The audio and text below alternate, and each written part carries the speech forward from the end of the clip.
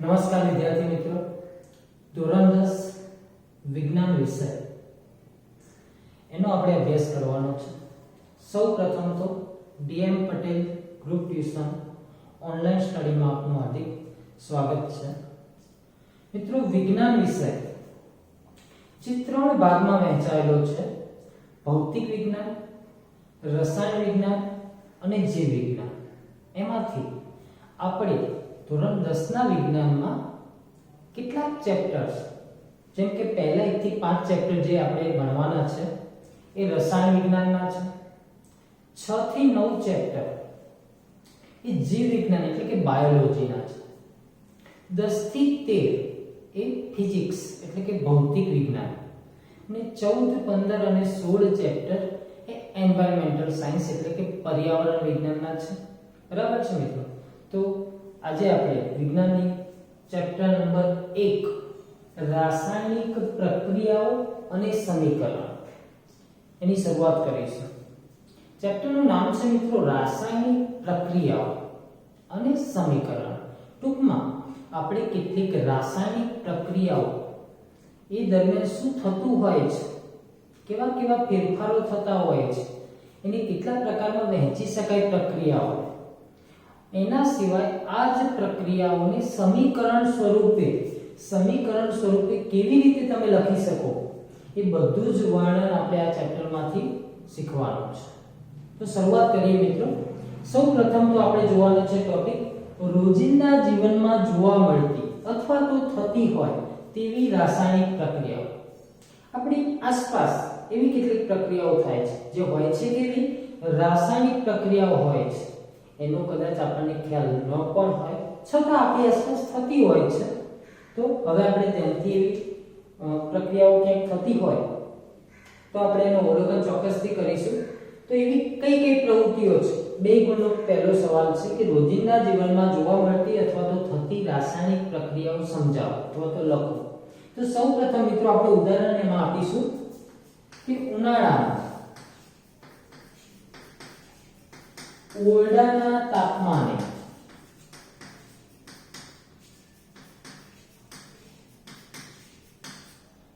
રાખેલ દૂધ બગડી જાય છે। તો મિત્રો દૂધ બગડી જવું, દૂધમાંથી દહીં થવું અથવા તો દૂધ ખાટું બની જવું, એને આપણે દૂધ બગડી ગયું એવું કહીએ છીએ। તો આ જે પ્રક્રિયા થાય છે એ એક પ્રકારની રાસાયણિક પ્રક્રિયા છે। હવે દૂધ બગડતું અટકાવવા માટે આપણે શું કરીએ છીએ? તો એને કાં તો ફ્રીજમાં મૂકીએ છીએ અથવા તો એને ગરમ કરીએ છીએ। તો અહીંયા આગળ એક સવાલ આપણા મનમાં ચોક્કસ ઉદ્ભવવો જોઈએ કે ઉનાળો છે, ગરમી હતી એટલે દૂધ શું થયું? બગડી ગયું। કેમ? ગરમીના કારણે ઉનાળામાં। તો સવાલ એવો થવો જોઈએ આપણને કે આપણે દૂધ લાવીને એને ગરમ કરીએ છીએ એટલા માટે જ કે દૂધ બગડે નહીં, અને અહીંયા આગળ ગરમીના કારણે દૂધ બગડી પણ જાય છે એવું પણ કહીએ છીએ, ગરમ કરીએ છીએ કારણ કે બગડે નહીં। તો આપણે બે તરફું કેમ આવું કહીએ છીએ? તો મિત્રો એનું કારણ છે દૂધ બગડી જવું, એનો મતલબ છે દૂધમાં લેક્ટોબેસિલસ નામના બેક્ટેરિયા હોય છે, એની વૃદ્ધિ જો વધી જાય, સતત વૃદ્ધિ થઈ જાય તો એ દૂધને દહીંમાં પરિવર્તિત કરે છે। લેક્ટોબેસિલસ નામના બેક્ટેરિયા એ લેક્ટિક એસિડમાં ફેરવી દે છે દૂધને। તો એટલા માટે દૂધને બગડતું અટકાવવા આપણે એને ગરમ કરીએ છીએ। ઉનાળાની ગરમી, ઓરડાનું તાપમાન હોય તો એની વૃદ્ધિ વધી જાય છે, પરંતુ આપણે જ્યારે એને સ્ટવ ઉપર, ગેસ ઉપર ગરમ કરીએ છીએ ત્યારે શું થતું હોય છે? ગરમ કરીએ એટલે આના કરતાં તો વધુ ગરમી આપીએ છીએ। આપણે ઓરડાના તાપમાને જે હોઈએ છીએ એના કરતાં વધુ ગરમી ગેસ ઉપર મળે છે, ઉકાળીએ છીએ, અને ઉકાળવાથી દૂધમાં જે લેક્ટોબેસિલસ નામના બેક્ટેરિયા હોય છે એની વૃદ્ધિ અટકી જાય છે। બધા નાશ નથી પામતા, પરંતુ એની વૃદ્ધિ અટકી જાય છે, એટલા માટે દૂધ બગડતું અટકે છે। અથવા તો એને ઠંડકમાં રાખો તો પણ લેક્ટોબેસિલસ નામના બેક્ટેરિયાની વૃદ્ધિ ઝડપથી થતી નથી। બરાબર? આ આપણે થોડું ઊંડું વિચારીએ, પરંતુ મિત્રો આપણે અહીંયા તો આટલું જ યાદ રાખવાનું છે કે ઉનાળામાં ઓરડાના તાપમાને રાખેલું દૂધ બગડી જાય છે, જે એક રાસાયણિક પ્રક્રિયા છે। બીજું એક ઉદાહરણ જોઈએ।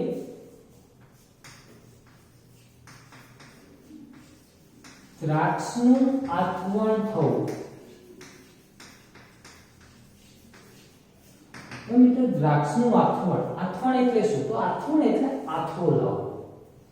જેમ આપણે ઢોકળા, ઈડલી વગેરે બનાવવા માટે ખીરામાં શું કરીએ છીએ? આથો લાવીએ છીએ. તો એ પ્રકારનું દ્રાક્ષના રસમાં આથો આવે એને કહેવાય દ્રાક્ષનું આથવણ. એ દ્રાક્ષનું આથવણ કરવાથી તે આલ્કોહોલમાં ફેરવાઈ જાય છે. તો મિત્રો દ્રાક્ષનું આથવણ લાવવા શું કરવામાં આવે છે તમને કહું કે દ્રાક્ષનો રસ કાઢી એની અંદર ઈસ્ટનો પાવડર, ઈસ્ટ એ સૂક્ષ્મ જીવો છો, તમે આગળ નામ સાંભળેલું છે. તો ઈસ્ટનો પાવડર એમાં ઉમેરીશું. એ ઈસ્ટ વૃદ્ધિ પામશે દ્રાક્ષના રસમાં અને એનો આથો આવશે એટલે કે દ્રાક્ષનું આથવણ થશે. તો અહીંયા આગળ ઈસ્ટના પાવડર અને દ્રાક્ષના રસ વચ્ચે જે પ્રક્રિયા થાય છે એ રાસાયણિક પ્રક્રિયા છે. એટલે કે દ્રાક્ષનું આથવણ થવું એ પણ એક રાસાયણિક પ્રક્રિયા છે. ઉદાહરણ 3, ખોરાકનું રંધાવું. તો આપણે જાણીએ છીએ મિત્રો કે ખોરાક, કાચા ખોરાક હોય, કાચા દાળ ભાત, એને આપણે સ્ટવ ઉપર, ગેસ ઉપર ચડાવીએ છીએ એટલા માટે શું થાય છે? રંધાઈ જાય છે, એમાં ફેરફાર થાય છે. તો આ જે પ્રક્રિયા છે એ કેવી પ્રક્રિયા છે? રાસાયણિક પ્રક્રિયા છે. એ જ પ્રમાણે મિત્રો આપણે જ્યારે ખોરાક ખાઈશું ત્યારે શરીરની અંદર એનું શું થાય છે? પાચન. એ પાચન ક્રિયા પણ એક જાતની રાસાયણિક પ્રક્રિયા છે. એટલે કે ખોરાકનું પાચન થવું.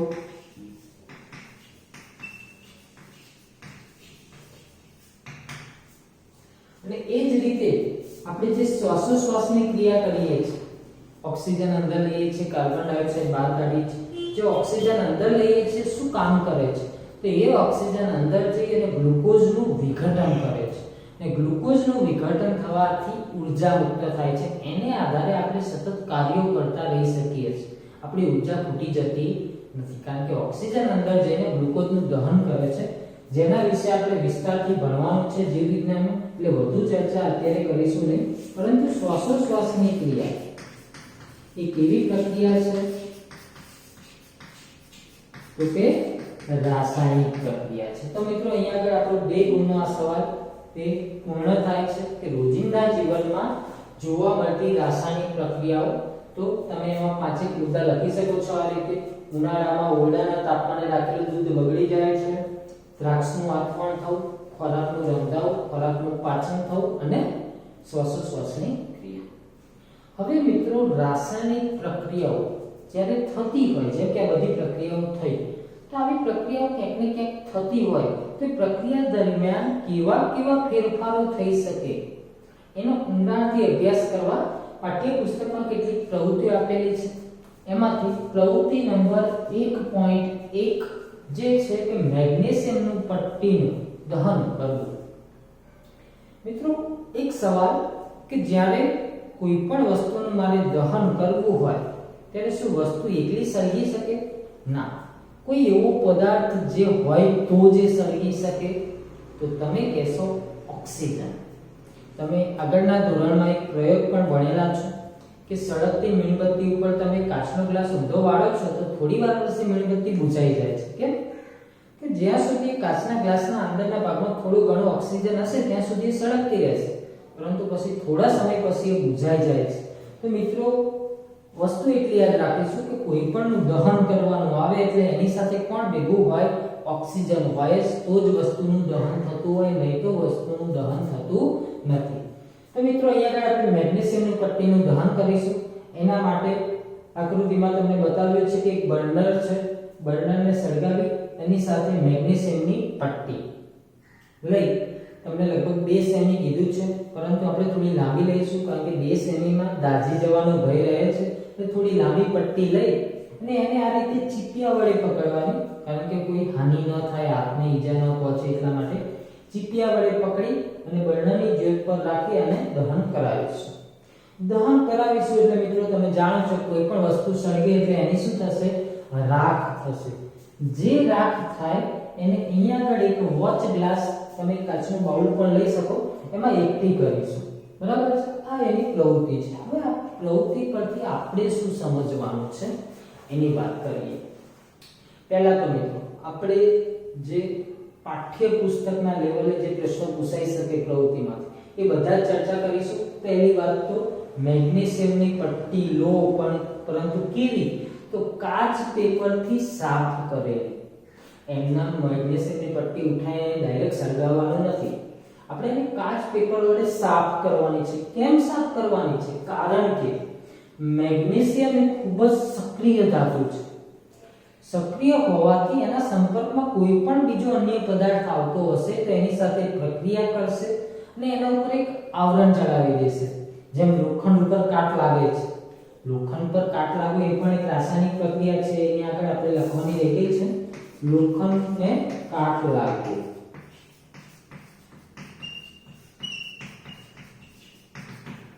લોખંડ ઉપર કાટનું આવરણ લાગી જાય છે. એ જ રીતે મેગ્નેશિયમની પટ્ટી ઉપર પણ આવા આવરણો લાગી ગયા હોય, ક્યાંક પડી રહી હોય એટલે પહેલા તો લાવી અને કાચ પેપર વડે એને સાફ કરીશું, એટલે કદાચ એના ઉપર આવું કોઈ આવરણ ચડેલું હશે તો એ શું થઈ જશે? દૂર થઈ જશે, અન્ય પદાર્થોનું આવરણ. અને હવે શું થઈ ગઈ? એકદમ સ્વચ્છ મેગ્નેશિયમની પટ્ટી. પરંતુ કેમ? કારણ કે આપણે એને કાચ પેપર વડે સાફ કરેલી છે. એને સળગાવી રાખ પડી. રાખ એ શું છે એ જાણવા આપણે બંને વચ્ચે કેવી પ્રક્રિયા થઈ, કોણ બે? અહીંયા આગળ પ્રશ્ન થાય તો આપણે લીધું છે મેગ્નેશિયમ એકલું, તો બીજું કોણ એની સાથે સંયોજાય? તો મેં તમને પહેલા કહ્યું, દહન થાય ત્યારે પદાર્થ સાથે કોણ સંયોજાય છે? ઓક્સિજન. એટલે મેગ્નેશિયમ ની પટ્ટીને સળગાવીથી પણ એની સાથે કોણ સંયોજાય? ઓક્સિજન. દહન થવાને કારણે આ બંને સંયોજાય એટલે ધાતુ અને ઓક્સિજન છે, એટલે ધાતુનો ઓક્સાઇડ બને, એટલે મેગ્નેશિયમ ઓક્સાઇડ. મેગ્નેશિયમ ઓક્સાઇડ હા મળી જશે આપણને. બીજી વાત મિત્રો, આને જ્યારે સળગાવીએ ત્યારે કેવી જ્યોતથી સળગે? એક ગુણમાં પ્રશ્ન આવી શકે છે, તો યાદ રાખીશું સફેદ જગારામાંથી અથવા તો જગારામાંથી સફેદ જ્યોતથી સળગે છે. જગારામાંથી સફેદ જ્યોતથી સળગે. એક ગુણ માટે આપણે યાદ રાખીશું ખાલી જગ્યાઓમાં એમાં પૂછાતું હશે કે કેવી જ્યોતથી સળગે છે? જગારામાંથી સફેદ. મિત્રો આ પ્રક્રિયા થઈ અહીંયા આગળ. હવે એ પ્રક્રિયાને આપણે સમીકરણ સ્વરૂપે દર્શાવવું હોય તો મેગ્નેશિયમની ક્ષણના Mg પ્લસ ઓક્સિજન એટલે O2 બંને વચ્ચે પ્રક્રિયા થશે. શું મળે છે? મેગ્નેશિયમ ઓક્સાઇડ એટલે કે MgO. મેં તમને શરૂઆતમાં જ મારા તરફથી 3 પેજ સૂત્રોના આપેલા છે, જેમાં સૂત્રો યાદ રાખવા ખૂબ જ જરૂરી છે. એના ઉપર ખાસ ભાર આપું છું, કારણ કે આપણને ખબર હોય મેગ્નેશિયમ ઓક્સાઇડ બને, પરંતુ મેગ્નેશિયમ ઓક્સાઇડનું જો અણુસૂત્ર ખ્યાલ ના હોય તો એનું રાસાયણિક સમીકરણ આપણે દર્શાવી શકીએ નહીં. એટલા માટે સૂત્રો આવડવા જરૂરી છે. હવે બીજી વસ્તુ મિત્રો, આપણે આગળના બીજા લેક્ચરમાં શીખીશું કે જે સમીકરણો હોય એને સંતુલિત કરવા જરૂરી છે. સંતુલન કોને કહેવાય, કેવી રીતે કરીશું, એ બધું આપણે આગળ શીખીશું. હાલ આપણે જોઈ લઈએ કે મિત્રો તમે અહીંયા જોઈ શકો છો, આ બાજુ તીરની ડાબી બાજુએ તમને ઓક્સિજન કેટલા દેખાય છે? તો આપણે કહીશું 2. ઓક્સિજનના કેટલા પરમાણુ છે? 2 પરમાણુ છે. અને તીરની જમણી બાજુ ઓક્સિજનના કેટલા પરમાણુ છે? 1 જ છે. બરાબર? તો અહીંયા આગળ 2 છે ને આ બાજુ 1 છે, એટલે બંને બાજુ સરખા કરવા પડે. કેમ? તો એ પછી ચર્ચા કરીશું. પરંતુ સરખા કરવા મારે શું કરવું પડે? તો કે અહીંયા 2 છે તો આ બાજુ 2 કરી દઈએ. હવે આ બાજુ 2 કરો અને આને 2 વડે ગુણી દો તો 2 ઓક્સિજન થઈ જશે. પરંતુ મિત્રો તમે જોઈ શકો છો કે આને 2 વડે ગુણ્યા આ સંયોજનને મેગ્નેશિયમ ઓક્સાઇડને તો O તો 2 થયા, પણ સાથે સાથે Mg પણ 2 થઈ ગયા. તો હવે ડાબી બાજુ જોઈએ તો Mg કેટલા છે? 1 જ છે. તો મારે આ બાજુ પણ 2 વડે ગુણવા પડે, જેથી કરી હવે તમે બંને ગણી જુઓ તો સંતુલન એકદમ થઈ ગયું છે. બરાબર છે મિત્રો? તો પહેલી પ્રવૃત્તિ છે એમાંથી યાદ શું રાખવાનું છે? કેવી જ્યોતથી સળગે છે? કાચ પેપર વડે સાફ કરવી પડે છે. કેમ? કારણ કે ખૂબ જ સક્રિય છે, તેની આસપાસ આવરણ લાગેલું હોય છે. આવરણ દૂર કરવા એને કાચ પેપર વડે ઘસવામાં આવે છે. તો પહેલી પ્રવૃત્તિ પરથી આપણને શું નિર્ણય, શું અવલોકન આવી શકે? પ્રક્રિયા દરમિયાન શું થાય? તો તો મિત્રો અહીંયા આગળ મેગ્નેશિયમની પટ્ટી અને પ્રક્રિયા પૂરી થાય અને પછી તમને પૂછું કે હવે મેગ્નેશિયમ કઈ અવસ્થામાં છે, તો તમે કહેશો ભૂકો, પાવડર, રાખ. પહેલા પટ્ટી હતી, રાખ બની ગઈ. ભૌતિક અવસ્થા બદલાઈ શકે, એની અવસ્થા બદલાઈ શકે છે. પ્રવૃત્તિ નંબર 1.2 એના પછીની પ્રવૃત્તિ છે લેડ નાઇટ્રેટની પોટેશિયમ આયોડાઇડ સાથેની પ્રક્રિયા. લેડ નાઇટ્રેટ, હું તમને અણુસૂત્ર શીખવીશ. લેડ નાઇટ્રેટ એનું અણુસૂત્ર તમે જાણતા હોય તો છે PbNO3 twice. PbNO3 twice. Potassium iodide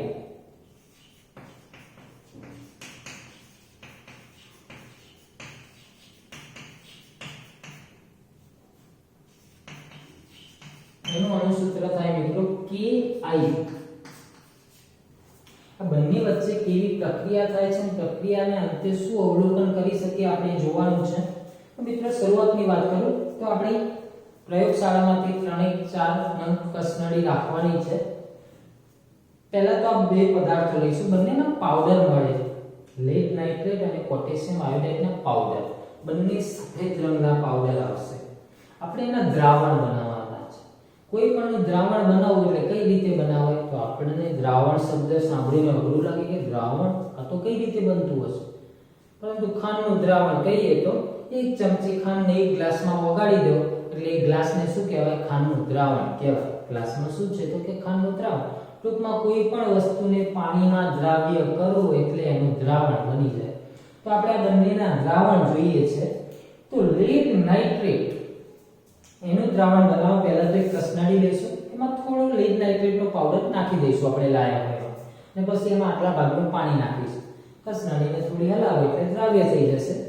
એટલે આ કસનળીમાં શું છે તો તમે કહેશો લેડ નાઇટ્રેટ. આમાં હાલ શું એનું દ્રાવણ બનાવ્યું આપણે, લેડ નાઇટ્રેટ. એવી એક બીજી કસનળી લેવાની, એમાં કોનું દ્રાવણ બનાવવાનું, પોટેશિયમ આયોડાઇડ. હવે બંનેના પાવડર કેવા રંગના કીધા મિત્રો મેં તમને, સફેદ રંગના. પરંતુ દ્રાવણ જ્યારે બનાવશો ત્યારે તમે જોશો તો જે લેડ નાઇટ્રેટનું દ્રાવણ છે એ સફેદ રંગનું જશે, પાવડર પણ સફેદ રંગનો, દ્રાવણ પણ સફેદ રંગ. પણ પોટેશિયમ આયોડાઇડ તમે બીજીમાં મેં અહીંયા દોરી નથી એના માટે અલગ કસનળી, પણ બીજી જે કસનળીમાં તમે પોટેશિયમ આયોડાઇડનું દ્રાવણ બનાવેલું હશે એમાં પોટેશિયમ આયોડાઇડનો પાવડર સફેદ રંગ, પરંતુ એ જ્યારે પાણીમાં ઓગળે છે ત્યારે સફેદ રંગ દૂર થઈ જાય છે, પાણી જેવું થઈ જાય છે. અને પાણીનો રંગ કેવો, તો કે રંગવિહીન છે, પાણીનો કોઈ રંગ હોતો નથી. એટલે એક ગુણના સવાલમાં યાદ રાખીશું, લેડ નાઇટ્રેટનું દ્રાવણ સફેદ હોય, પોટેશિયમ આયોડાઇડનું દ્રાવણ રંગવિહીન હોય. બે વસ્તુ ખાસ યાદ રાખજો.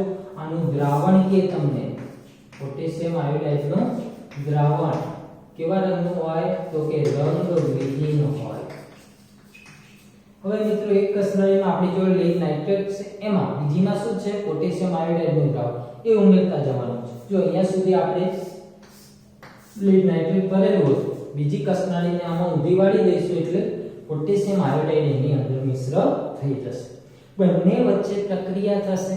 અંદર શું થાય છે આપણને કંઈ ખબર પડશે નહીં, પરંતુ આપણને આંખોથી કંઈક ફેરફાર જોવા મળશે. એ ફેરફાર હશે કે આ જે બંનેનું મિશ્રણ અહીંયા થયું હશે એ મિશ્રણ તમને પીળા રંગનું જોવા મળશે.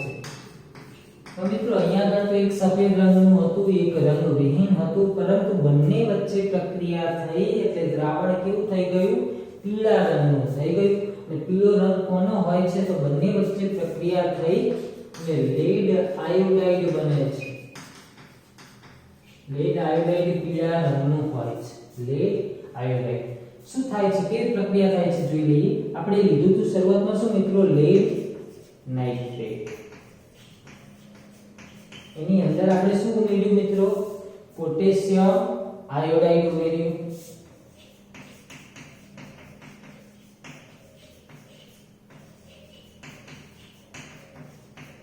તો બંને વચ્ચે મિત્રો જ્યારે પ્રક્રિયા થાય છે ત્યારે લેડ છે આના આયોડાઇડ સાથે જોડાઈ જાય છે, પોટેશિયમ છે આ નાઇટ્રેટ સાથે જોડાઈ જાય છે. એટલે કયા કયા પદાર્થો મળે બંને વચ્ચે પ્રક્રિયા થઈ? તો એક મળે lead iodide ને બીજું મળે પોટેશિયમ નાઇટ્રેટ.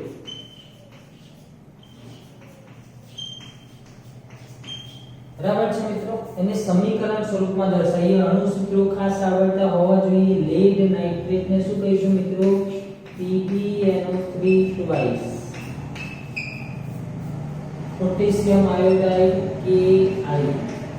આમ તો સીધું જ લખવાનું છે, મારી પાસે સ્પેસ નથી એટલે હું તીર નીચે કરું છું, બાકી તીર તમારે સીધું જ લખવાનું હોય છે.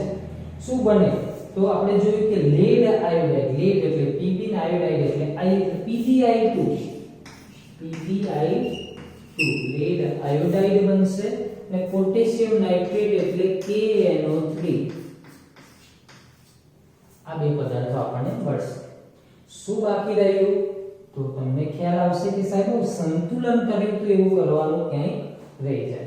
તો જોઈ લઈએ ક્યાં જરૂર છે. તો મિત્રો અહીંયા આગળ જો NO3 એટલે કે નાઇટ્રેટ નો અણુ એ બે વાર છે. NO3 કેટલી વાર છે? બે વાર. અહીંયા આગળ NO3 એક જ વાર આવે છે, તો આગળ હું 2 વડે ગુણી દઉં એટલે 2NO3 થઈ જાય. પરંતુ સાથે સાથે કોણ બે થઈ ગયું? K. તો આ બાજુ K કેટલી વાર છે? એક જ વાર છે, તો K બે વાર કરી દઈએ. તો K ને બે વાર કર્યા તો I પણ બે વાર થઈ ગયા. તો સામે જોઈએ I બે વાર છે, હા યસ, તો એને ગુણવાની જરૂર નથી. ટૂંકમાં હવે તમે ગમે એના પરમાણુ ગણો કે Pb, તો આ બાજુ એક, આ બાજુ એક. NO3 બે વાર, NO3 બે વાર, આગળ બે વડે ગુણેલા છે. K બે વાર, K બે વાર, I બે વાર, તો અહીંયા બે છે. બરાબર છે મિત્રો? તો અહીંયા આગળ આવી પ્રક્રિયા થાય છે. આમાં જે lead iodide ઉત્પન્ન થાય છે એ કેવા રંગનું હોય છે? પીળા રંગનું હોય છે. તો મિત્રો આ પ્રક્રિયાને અંતે આપણે શું કહી શકીએ? આપણે એક સમજ કેળવવા માટે આ પ્રવૃત્તિ આપેલી છે. કઈ સમજ કેળવાય આ પ્રવૃત્તિથી આપણને? તો આપણે કહી શકીએ કે આવી ક્યારેક રાસાયણિક પ્રક્રિયા થતી હોય તો એમાં રંગ પરિવર્તન પણ થઈ શકે છે. આ સમજવાનું છે. હા, એક એક ગુણ માટે આપણે એના રંગ, સમીકરણ વગેરે ચોક્કસ યાદ રાખવાના છે, પરંતુ પ્રવૃત્તિ ખાસ કયા ધ્યાનથી અહીંયા આગળ ભણવામાં આપેલી છે? તો રાસાયણિક પ્રક્રિયા દરમિયાન રંગ પરિવર્તન થાય છે તે સમજવા માટે. મિત્રો એક ત્રીજી પણ પ્રવૃત્તિ છે, આપણે જોઈ લઈશું. પ્રવૃત્તિ નંબર 1.3.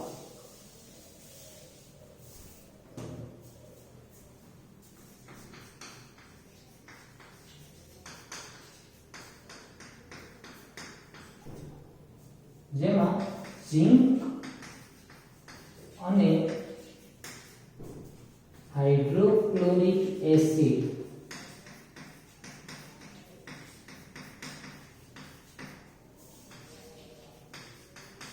વચ્ચેની પ્રક્રિયા અથવા વચ્ચે થતી પ્રક્રિયા સમજવી. તો આ બંને વચ્ચે કેવી પ્રક્રિયા થાય છે? તો એના માટે મિત્રો આપણે પ્રયોગશાળામાં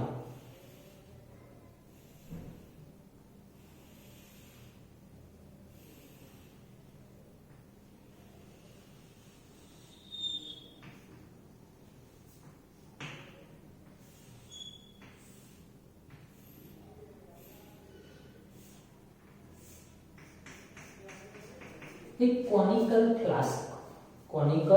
ફ્લાસ્ક લેવાનો છે. એની અંદર પહેલા તમારે ઝિંકના ટુકડા, ઝિંક એ ધાતુ છે, એના ટુકડા તમારે લઈ લેવાના છે. એટલે પછી તમારે એની અંદર હાઇડ્રોક્લોરિક એસિડ ઉમેરવાનો છે. શું ઉમેરીશું? એસિડ. થોડો એવો એસિડ ઉમેરીશું. તો શું થાય છે એનું અવલોકન કરવાનું છે. પહેલું અવલોકન એ છે મિત્રો, જ્યારે તમે એસિડ ઉમેરો છો પછી તમારે આ ફ્લાસ્કને ટચ કરવાનો છે અને સ્પર્શ કરવાનો છે. તો ફ્લાસ્ક તમને ગરમ થયું હોય એવું લાગશે. ફ્લાસ્ક કેવું થાય છે? ગરમ. તો ગરમ થાય છે મતલબ શું બદલાયું કહેવાય? તાપમાન બદલાઈ ગયું. પ્રક્રિયા થવાથી તાપમાન બદલાઈ ગયું છે, એવું આપણું પહેલું અવલોકન છે. બીજું અવલોકન મિત્રો, તો તમે ધ્યાનથી ફ્લાસ્કની અંદર જોશો તો તમને જે તમે સાબુના ફીણ હોય, પરપોટા જેને આપણે કહીએ છીએ, એવા પરપોટા અહીંયા ઝીંકના જે ટુકડા છે એની આસપાસ આવા પરપોટા તમને દેખાશે. હવે પરપોટા કોણ કરે મિત્રો? તો વાયુ હોય ત્યાં પરપોટા થાય, હવાના પરપોટા થાય, બરાબર? તો ટૂંકમાં અહીંયા પરપોટા થાય છે, મતલબ કે આ બંને વચ્ચે જે પ્રક્રિયા થાય છે એ પ્રક્રિયામાં કોઈક વાયુ ઉદ્ભવતો હોવો જોઈએ, કારણ કે વાયુના પરપોટા અંદર આપણને દેખાયા છે. એ હોય છે મિત્રો હાઇડ્રોજન વાયુ, બરાબર? ટૂંકમાં પ્રવૃત્તિ પરથી સમજવાનું શું? તો બે વસ્તુ આ પ્રવૃત્તિ આપણને શીખવે છે. એક કે રાસાયણિક પ્રક્રિયા દરમિયાન તાપમાનમાં ફેરફાર થઈ શકે છે અને રાસાયણિક પ્રક્રિયા દરમિયાન વાયુનો ઉદ્ભવ થાય છે. બે વસ્તુ શીખવે છે. કેવી પ્રક્રિયા થાય છે અંદર? તો આપણે લીધું હતું ઝીંક, એની અંદર નાખ્યો હાઇડ્રોક્લોરિક એસિડ,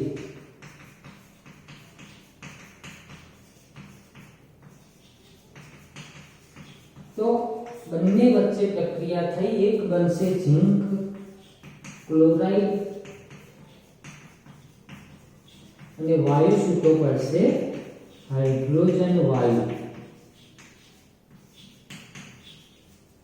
એટલે કે ઝીંક પ્લસ HCl આપણને શું આપે? તો ઝીંક ક્લોરાઇડ એટલે ZnCl2 પ્લસ હાઇડ્રોજન વાયુ એટલે H2. બરાબર છે?